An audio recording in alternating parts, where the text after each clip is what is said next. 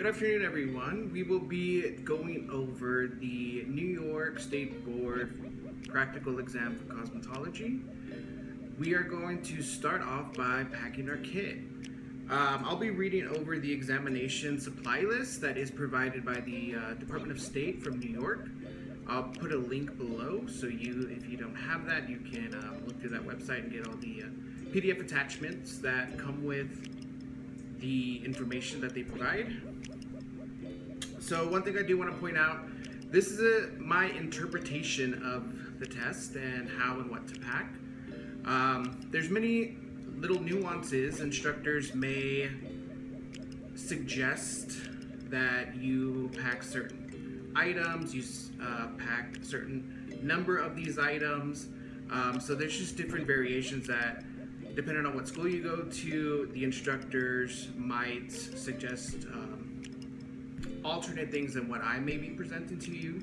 So I would recommend you have a chat with your instructor, make sure you and your instructor are on the same page.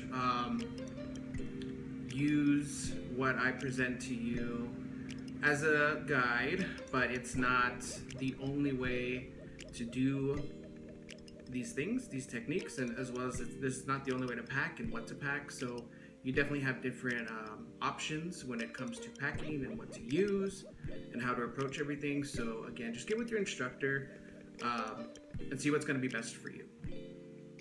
That being said, I'm going to start off by reading the Cosmetology Practical Examination Supply List. I'll put, like I said, a link below. Starting off, your professional appearance, the preparation of work area, and client preparation. Starting off with your professional appearance. We recommend our students to dress in all black, look professional. You can also include a smock to be worn over your shirt or outfit, but no aprons. You do need a face covering or mask that covers your nose and mouth. Must be worn at all times. You can also wear a face shield or safety goggles. Disposable gloves are optional throughout the test. There are certain techniques that you have to wear gloves, which we'll get into in a little bit, but if you want to wear gloves for everything, you have that option. They do recommend that you don't wear any outfit, any shirt, bring any bag, use any tools that have an association with your school that you may have gone to. A lot of tools are sometimes branded with whatever logo your school might use, so try to either not use those things, or if you only have access to those things, try to make a little label that blocks out or blacks out the school logo. And then closed-toed shoes, closed-heeled shoes are also required, and non-canvas shoes are also required. So make sure you have the appropriate attire when you are walking into the examination site. So preparation of work area. Before I get into reading that, all of this stuff is going to need to go inside of a luggage or a duffel bag, suitcase. I have an example of one here. However, this one is a little short to fit all of my items for the test. So you could use something like this. You can use a hard case luggage as well.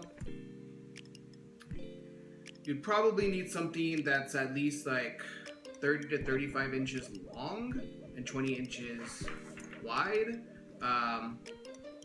Unless you can fit all of your stuff inside a bag that's this small. This one's probably like half that size. So definitely, I would pack first and then see if you have anything in your house that you might be able to use before you go out and buy stuff. So there's that. So you're gonna need a big bag that you're gonna put all this stuff in. Your bag you can also label as clean. You don't necessarily have to, but you can label that luggage as clean.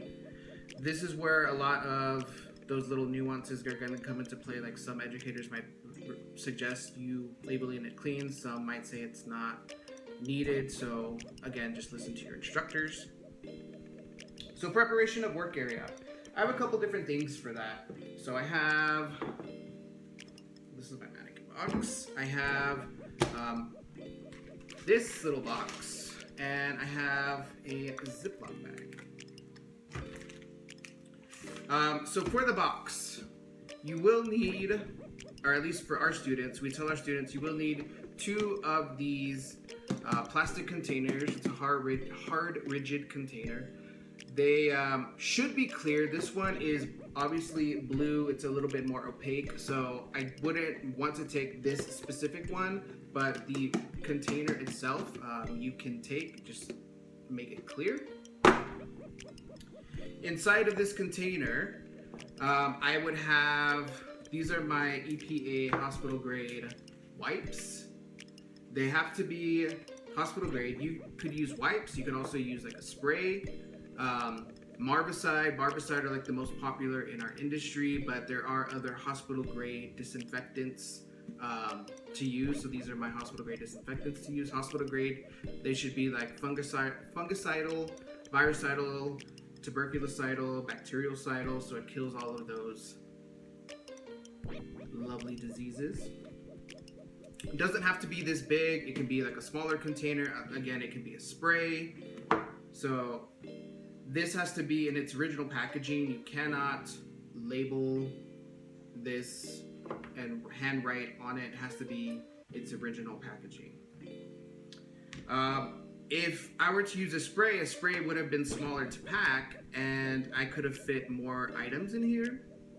But because I had this big old tub of wipes, this was honestly the only thing I could fit in here. I do have some labels in here. You would want to pre-label your 2 different containers. I only have one, so this is why I'm showing you. But you would want to label them either clean, if it's for your clean tools, or dirty. So throughout the test, you are going to be picking up some of your clean items to use for the different techniques. And then whenever you're done with those items, you're going to be putting them in your dirty bin.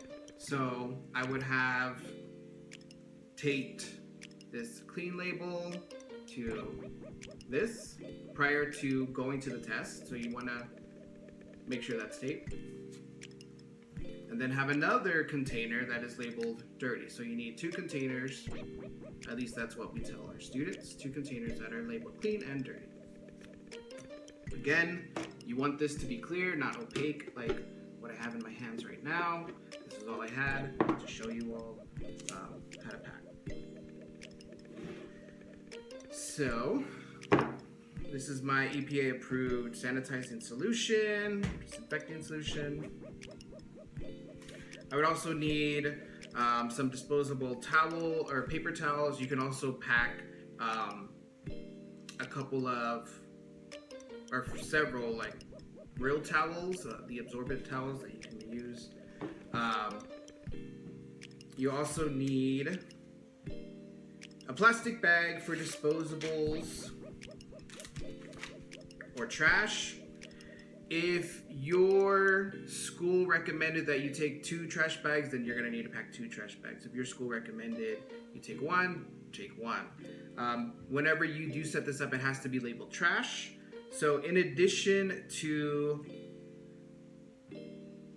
these items you might also need to pack a permanent marker. It does on this list tell you take tape to secure the bag. So once you are getting set up, you would unravel this, open it up, tape it to your station, and then it should be labeled trash. So you can write trash on it right now before you go to the exam. You can write it in permanent marker trash. So when it's taped, have that written side exposed. Or you can write on the tape whatever you well, you can use any kind of tape. So you can like use painter tape, scotch tape, duct tape, something that's not super hard to get off whenever the end of the exam comes. But you can use like a thicker tape, so you can write trash on the tape, or you can write trash on the bag, or you can have a label brought with you and then tape the label to the bag. So you have different options on how you want to label this. And again, if you're going to have 2 bags, You might have a bag for trash. You might have a bag for disposables. What's the difference? Usually the bag for trash, it's like for paper towels or the wipes. If you're going to use paper towels or wipes, that is going to go in trash. Disposables might be for like clips and combs and stuff. So if you didn't have a dirty bin, you can use your disposable bag to throw clips and combs and stuff. So again, just depending on your instructors, what they suggest, go with what they say. So that is the preparation of work area. This little bag was kind of a mix between preparation of work area as well as general supplies for setup. So general supplies for setup, you would need your spray water bottle, pre-filled. It needs to say water on it, so you can physically handwrite on your water bottle. I put a little label here, labeled water, labeled on both sides. I did put this little plastic saran wrap on top of the spout or the outlet here, and then I just punctured it with my water, or with the top part of the water bottle, and then close that up just so it makes a tighter seal. Whenever I am unpacking everything, I will go and take this off. I don't necessarily want that. You also need a hand sanitizer. This hand sanitizer has to be in its original packaging. It has to contain 60% or more alcohol. So it might not say how much alcohol it contains, so you might need to read the back. This particular bottle that I have in my hand has 62% alcohol, so this would be acceptable. This is a really big bottle. You can take a smaller bottle. This one is a 32 ounce. You can take like 16 ounce or whatever else is smaller. You don't need a 32 ounce. This is all I had at the time. A plastic rigid container, large enough to accommodate shears and razor. This is our blood contamination little box. So it has to be hard, rigid container labeled with blood contamination. Inside of this, you need your first aid kit.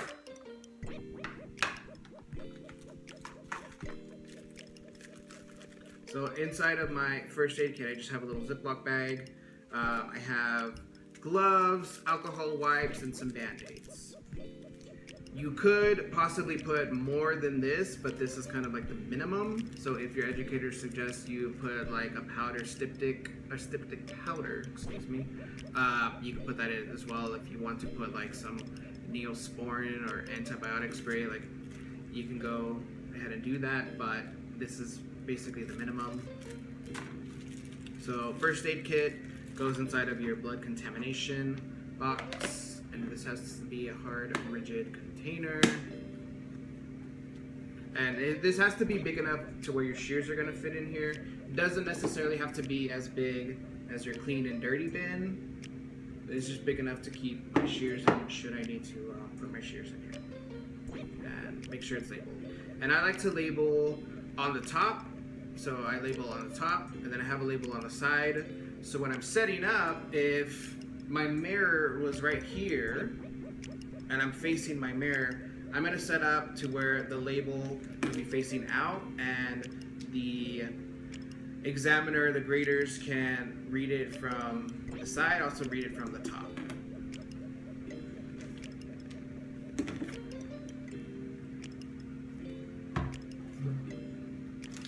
And also inside of this bag was my tape. I just happened to pack Scotch tape. Again, you can use any tape. That's going to be somewhat easy to get off at the end of the exam. I did pack a permanent marker just in case I need to label my trash. I pre-printed a label that's labeled trash. So after I set up my trash bag, I would just tape this to my bag. You can write on it. You can write on the bag. You can write on the tape. So again, whatever your educators recommend, go with that.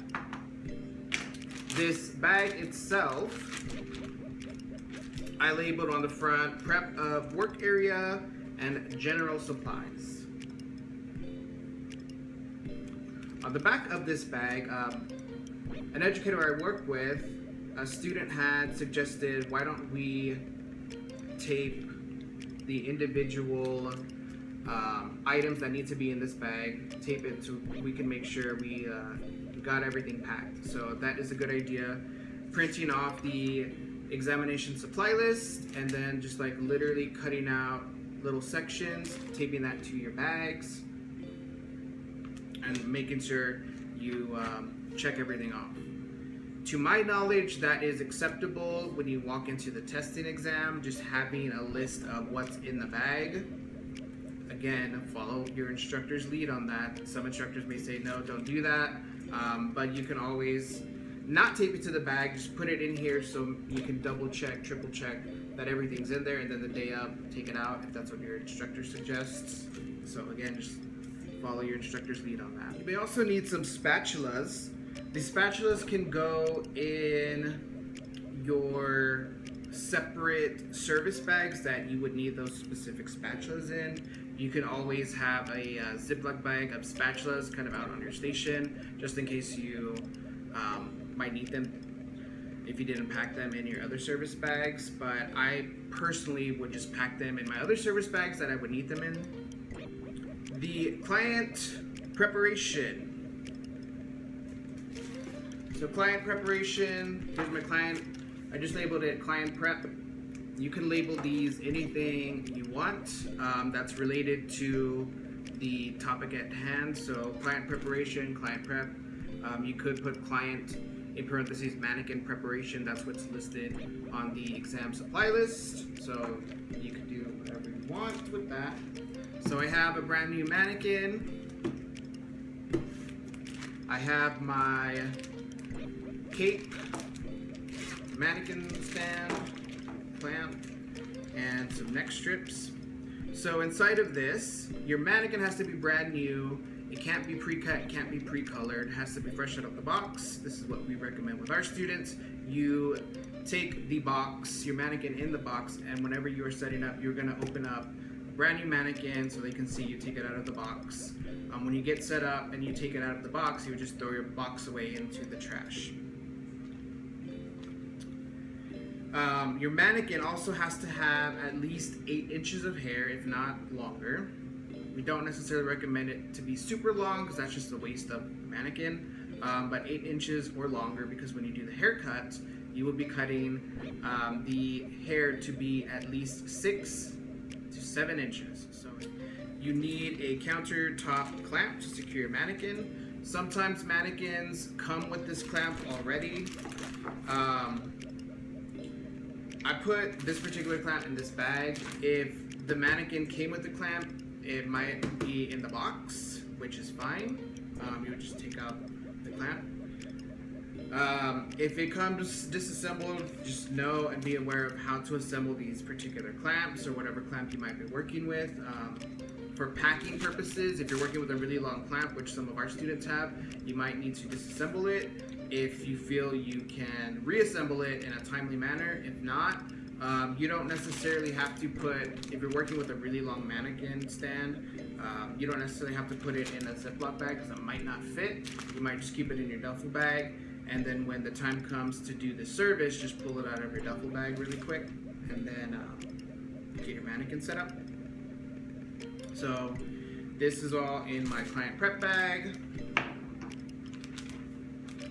They do recommend if your clamp doesn't have these rubber protections on them, that they want you to use a towel or a washcloth. So these little rubber bits on the clamps, they just protect the testing center's like surface, whatever you're putting this on. So if it's a table or if it's like a counter, making sure this has that rubber piece protects their stuff. And then I have a cape, shampoo cape or comb out cape. They do recommend like a child size. Comb out capes are pretty short as well. And you can use neck strips or towels. We recommend for the haircuts and the first couple of services that use a neck strip. So I packed a couple of neck strips in this bag, but again, you can use a neck strip or a towel. If your cape has a tendency to fall off with a neck strip because the mannequin's neck is pretty thin, then maybe use a towel to help with that so it doesn't slide down so easily. But again, use your judgment and talk with your instructor, see what they recommend. With the capes, what I would personally recommend is having something solid color. Black is always great, but the thing about capes, if you buy the like child-size capes, they normally come in like really funky colors or designs. A lot of that catches the eye. So a lot of that, you're gonna have a big focus on you from the graders. I personally wouldn't want to attract that much attention when I'm testing, so I'm gonna try to just like blend in. So just using something solid color helps you kind of blend in. Again, you don't necessarily have to have a solid color. You can use whatever you have, but again, personally, I just would want to kind of blend in. That was the client prep bag, and on the back I have taped all the items that need to go inside of this bag. The next bag is the hair cutting bag. So I labeled hair cutting. On the back, it also has the checklist of what needs to be in this bag. One of the things that's listed is the spray water bottle, and there's a lot of, and the blow dry also has a spray water bottle listed. If you have your main spray water bottle, that's going to stay on your station for everything. So you don't necessarily have to pack another spray water bottle in here, unless your educator suggests you do so. So follow your educator's advice. So inside of here, I have my shear case. I did label my shear case clean, and I put shears and razor because that's what's in here. And make sure if you're using a shear case, it is clean, because if you've been using this case, sometimes when you are doing a guest, you might have your shear case open and hair can get in there, or you might not clean your shears properly in between guests, so hair can get in there. Everything that you use throughout this test needs to be cleaned, sanitized, and disinfected before you pack. So all of the hair should have been taken out before you even pack. So just make sure this case is really clean, spotless. Your shears are clean and spotless as well. Your razor, make sure your razor has a blade. This is a feather razor. You can use any kind of razor as long as it has a guard. No heated razors are allowed. You can also pack extra blades. And then shears, we recommend our students take 2 sets of shears, just in case they drop one, and then a set of thinning shears. Should you drop your shears, you can sanitize them and disinfect them with your EPA-approved disinfectant. However, you would have to wait 10 minutes for the disinfectant to work. And while that 10 minutes is going, if you had a second set of shears, you can continue on with your haircut. If you don't, you're gonna have to kind of stand there and wait for the disinfectant to be over with. So just something to think about. If you have an extra pair of shears, take those with you.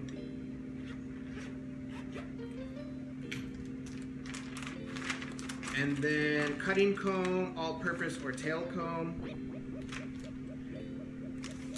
I packed in this bag 2 combs. One is an all-purpose, this is the all-purpose comb. And this is a cutting comb. The all-purpose combs tend to be a little shorter than traditional cutting combs. However, all-purpose combs have those inches on here. So this has 6 inches already listed. So you can use this comb to help measure and guide you with the haircut. You can also know the size of your cutting comb. Like I already know this is 8.5 inches. So I know my haircut needs to be like around there from here to here. But to each their own, use whatever you've been trained with and what your educator suggests and what's comfortable for you. And then I have 4 sectioning clips. You have to section the haircut at least in 4 sections. So I have 4 sectioning clips. If you feel you are clumsy, you might need to pack extra clips in this bag. You might need to pack extra combs in this bag, but at least 4. And then the comb, at least have 1 comb. And it says you can use a tail comb. I didn't pack a tail comb because personally I would not section a haircut or do a haircut with a tail comb. If that's the way you were taught, you can totally use a tail comb. It's not wrong. Inside of my hair cutting bag as well, you need your little mini broom and dustpan. I put this in its own Ziploc bag because after I'm done cleaning up the haircut, I'm gonna put this back in this Ziploc bag and then I'll put it in my luggage because I will use this again at the end of the exam. So I put this in its own little Ziploc bag inside of my hair cutting bag so it can kind of trigger me to be aware that I need to sweep up after my haircut. So next up is our blow dry styling technique. I just labeled this blow dry. Your blow dryer doesn't necessarily have to fit inside of this bag. Blow dryer can stay in your duffel bag, your luggage, your suitcase until you need it. Inside of this, you need your blow dryer. So again, that can stay inside of your luggage till you need it. You can pre-wrap your blow dryer in a towel, or you don't have to pre-wrap your blow dryer. You can pack a towel in here. But the reason you would want a towel that is not listed on the exam supply list is because after you blow dry, your blow dryer is going to be hot, and you're going to have to put this back into your luggage. So I would want to protect like my luggage and my things, so I just wrap a towel around the hot blow dryer. So have a towel somewhere for you. So inside of this, I have a towel. So this I'm gonna use again just to wrap after I'm done with service. Your concentrator nozzle, this is optional. I always suggest students use their concentrators. You don't have to. You can, if you want to, pack it in this bag. You can also just leave it on your blow dryer in your luggage, but sometimes this might move around and it might come off. And you might be digging in your bag trying to find it if you like to use it. So I would suggest just packing it inside of your bag. And then I have 2 clips just to help for sectioning and subsectioning. You could potentially pack more, but I personally just need 2 clips. Your round brush.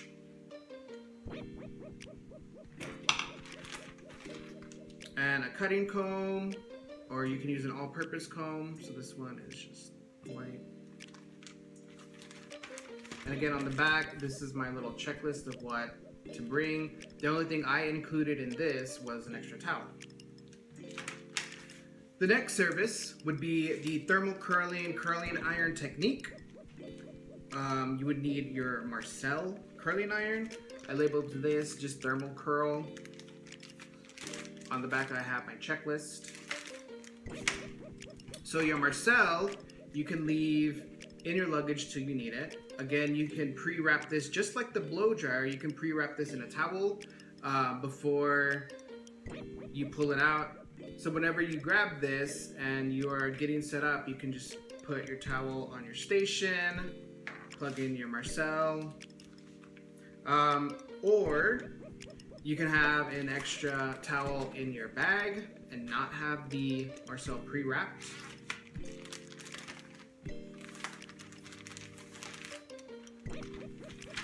So in here, you need a hard rubber, titanium, or any other heat-resistant comb. This is a tail comb that is hard rubbered, heat-resistant. You can use a regular like cutting comb or all-purpose comb that is heat-resistant, hard rubber, heat-resistant. So it has to be heat-resistant. It can be any kind of comb as long as it's heat-resistant. I have a couple of sectioning clips for this technique. And then I have these pin curl clips. I have about 8 of them. And I packed single prong. You can use single or double prong. Either are allowed. But again, if you're clumsy, you might need a couple more. So typically you would have like 6. So if you're clumsy and you think you're gonna drop them, pack 8, 10. These are the shorter pin curl clips. You can also use longer pin curl clips, and you might only need 3 of them. But again, whatever you're comfortable with, whatever your instructor has suggested, go with that. Our next service, demonstration of techniques, roller placement. So I've labeled this roller placement. I have my checklist in the back.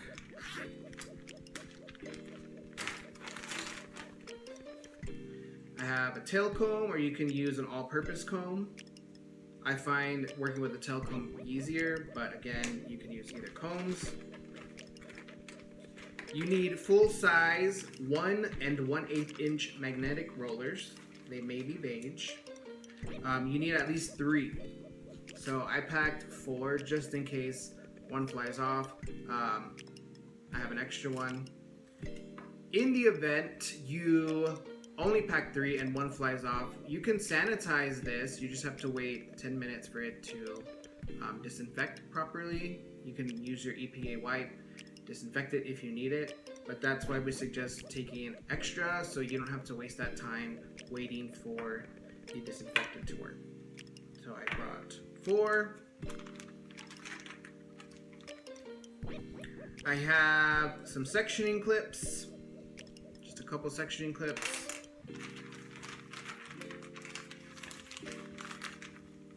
And then I have 8 of the double prong clips, and these, I don't know if you can see that, have that little space to where whenever you are applying these, it can go all the way in and not interfere with any of your other sectioning. So they just have to have that little indentation that allows it to cover the roller without sticking out too much. The next service is the chemical restructuring permanent wave. This, we need to change our draping.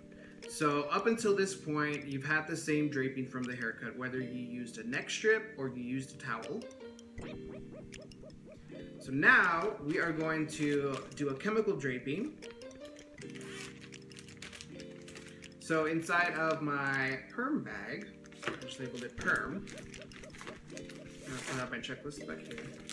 I'm going to need at least 3 towels.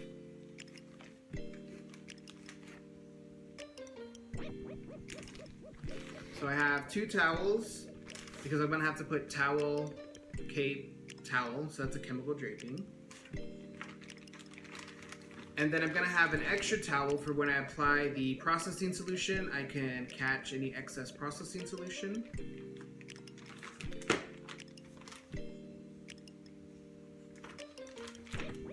I have my applicator bottle labeled processing solution.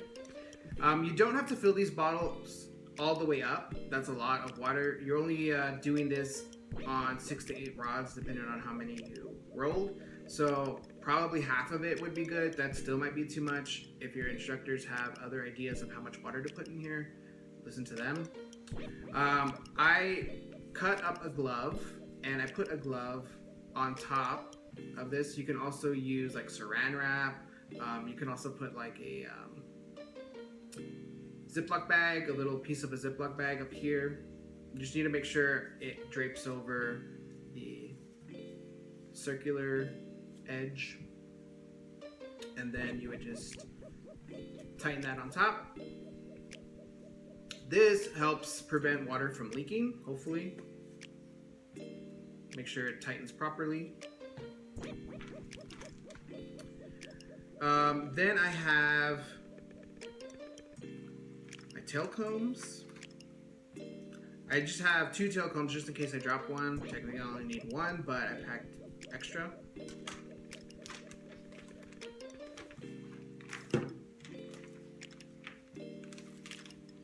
Then I have, in a smaller bottle, this bottle called Protective Cream.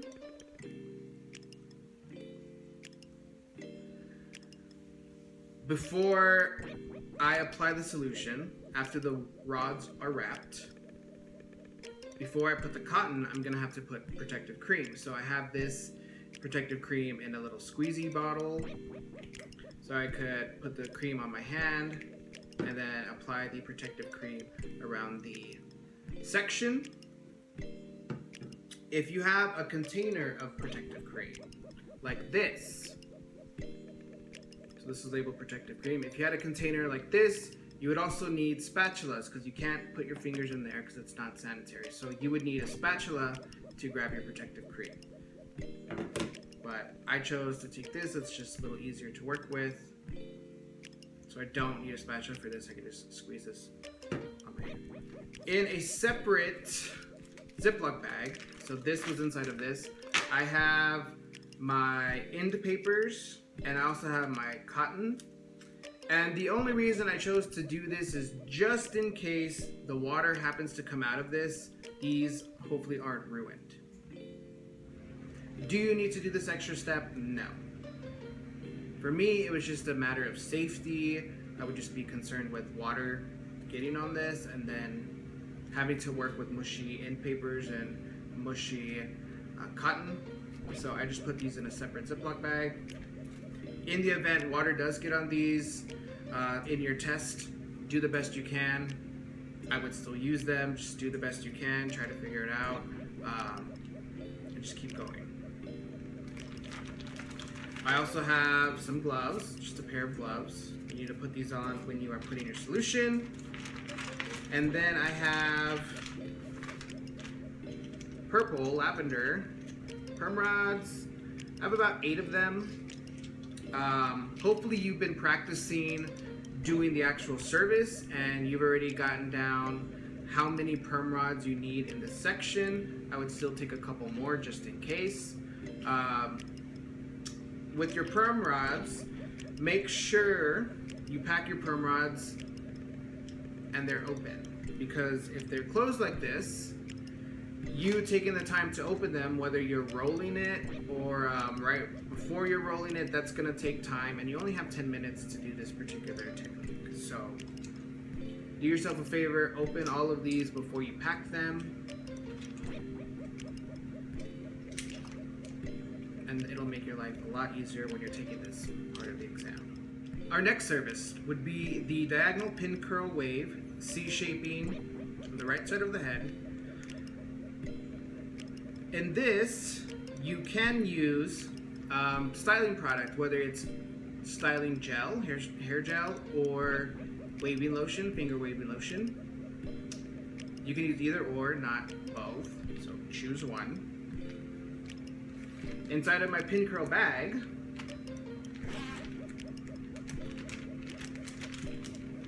I have a tint bottle. This is my finger wave lotion. This also has a glove on top of it to help prevent it from leaking because this is a little liquidy.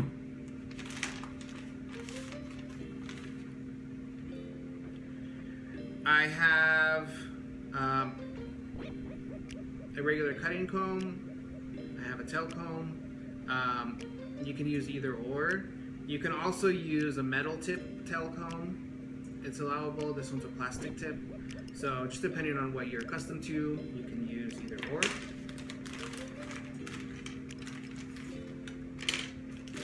And then I have some single prong pin curl clips. You could also use the double prong clips. Whatever you're accustomed to, I would pack that. And you will need at least 6 because we're supposed to be doing 6 pin curls, if not more. Our next service would be the finger wave. So the finger wave, I have 2 different things in my bag just to show you all. Different containers. For the finger wave, you would need a finger waving comb or a tail comb, or excuse me, just a finger wave comb or all-purpose comb. So finger wave, the finger wave technique, finger wave comb or all-purpose comb, not a tail comb. So I just have a cutting comb. This could be considered a finger wave comb. You can also, in this technique, use some product, whether you use gel or finger wave lotion. For this particular technique, I chose to use gel, and I have 2 different containers. I have a container like this that says hairstyling gel that I can squeeze into my hand and then put into the hair. And then I also have a container that says hairstyling gel. Hairstyling gel needs to be pigmented so they can see the actual product.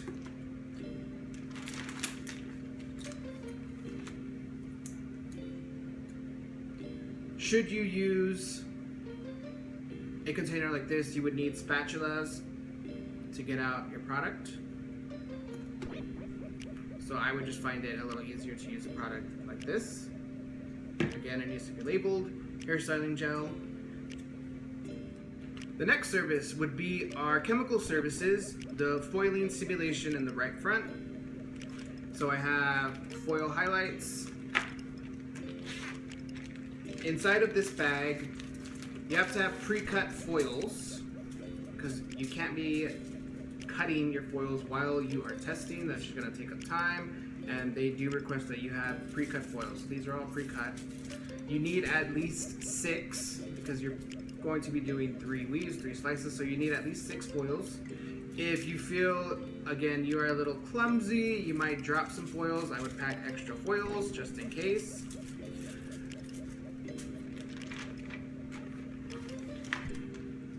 You can use hairstyling gel or cholesterol in a container. You need to label it lightener. We suggest to our students we use cholesterol so you can see the product as well. So this is a container labeled lightener. This is going to act as my color bowl or tint bowl.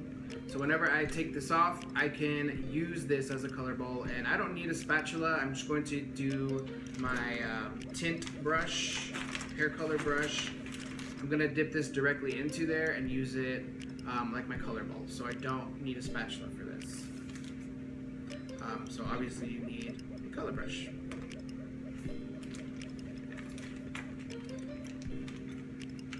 For your foil highlight service, you're also going to be sectioning the entire mannequin head in 4 sections because you're going to prep it for the other 3 techniques as well. So you can use an all-purpose comb, cutting comb. You can also use your tail comb. Your tail comb can be metal. This one's metal, or it can also be plastic. So inside of your foil bag, you will also need 4 clips because, again, you're going to be sectioning the hair in 4. Finally, you will need some gloves. So gloves you have to wear right before you are applying your first foil. So after you've sectioned everything, you lay your foils out, you open the lid to the lightener. Then I would put my gloves on and start subsectioning for your foil application. The next service would be the hair color simulation retouch on the right back section. So I just labeled this hair color retouch. You can label it anything you need to associate it with this technique. So I have another plastic container. This one is now labeled tint, and I also labeled tint/color. On all of these containers, I labeled on the top. I also labeled on the side because I'm going to open the lid. You're not necessarily going to see this lid, so I just labeled it on the side as well. For this service, you also need a tint brush. You could also use a color spatula. Those are a thing. I only have a tint brush. Sectioning clips. If you feel you might need help with sectioning throughout the technique.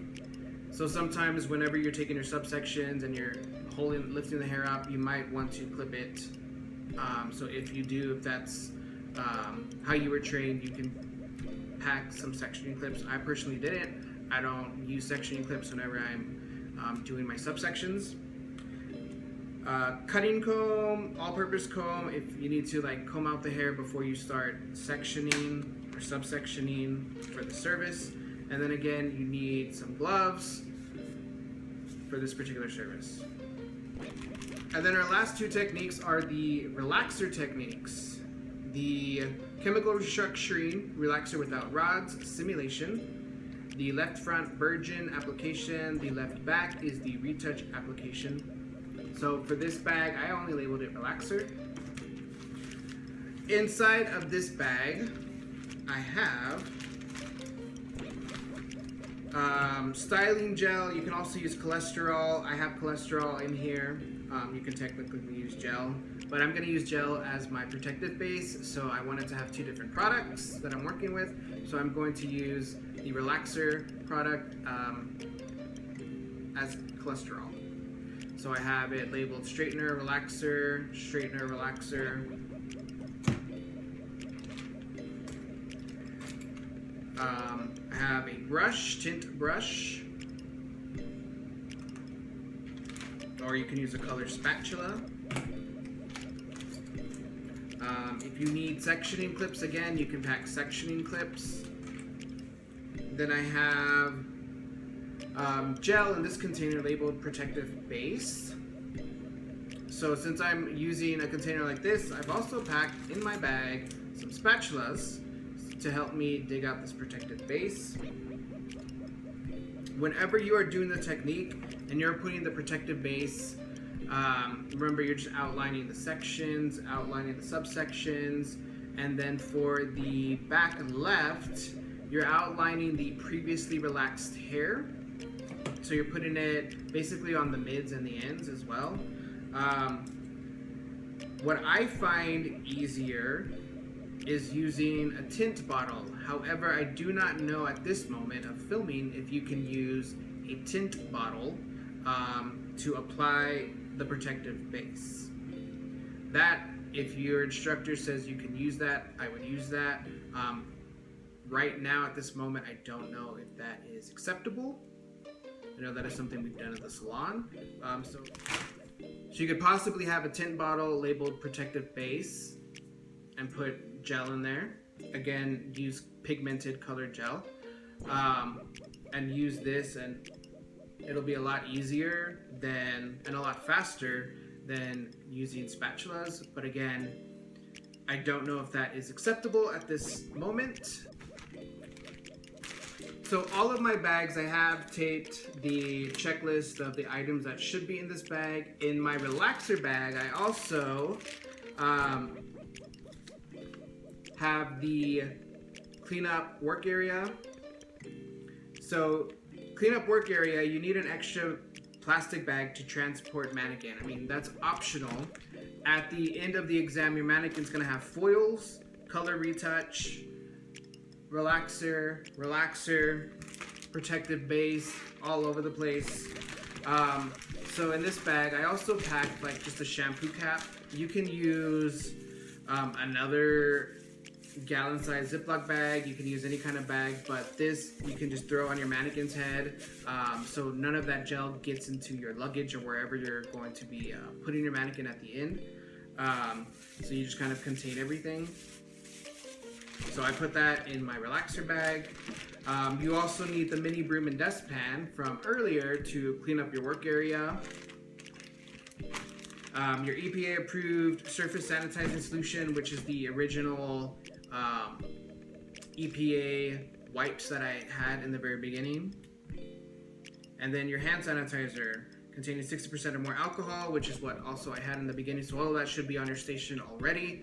So you would just start packing everything up, throwing everything away, either in your disposable bag or your dirty bin or your trash bag, and you can start putting all of that stuff into your original duffel bag. So to summarize,